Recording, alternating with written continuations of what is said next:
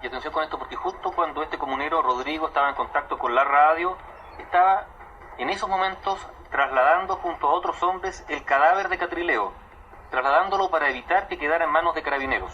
En esos momentos corrían para eludir el cerco policial. Mira, hermano, ¿sabes que es impresionante el cerco policial? Nos quieren arrebatar al hermano que ha fallecido.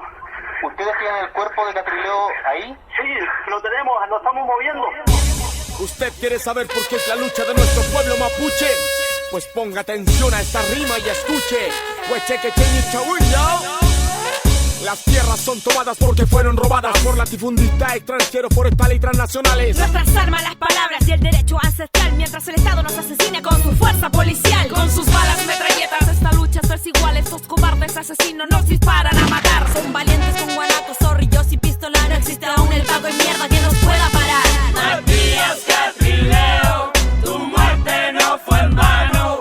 En todo el territorio se levantan tus hermanos. Matías Catrileo, tu muerte no fue en vano. En todo el territorio se levantan tus hermanos. Cuente cura de Munca, Chileo, Neculco, Yigüín, nuestros hermanos asesinados por resistir. Mientras el perro asesino es trasladado, ascendido con medallas y premios por el Estado protegido. Presos políticos mapuche, muerta de hambre están. Los poderes se confabulan, nuestra tierra es su afán. Nuestro pueblo mapuche sigue viviendo en dictadura, que se dice socialismo pero es la misma basura. Michelle, que tiene Michelle, que mata y tortura igual que Pinochet. Michelle, que tiene Michelle, que mata y tortura igual que Pinochet. Ya no estamos dispuestos a aguantar más represión. Por el Mapu Gulumapu nos levantamos en acción. A nuestro pueblo mapuche ningún estado lo calla. Cuando un hermano se cae, que se levantan en batalla. Ya no estamos dispuestos a aguantar más represión. Por el Mapu Gulumapu nos levantamos en acción. A nuestro pueblo mapuche ningún estado lo calla. Cuando un hermano se cae, que se levantan en batalla.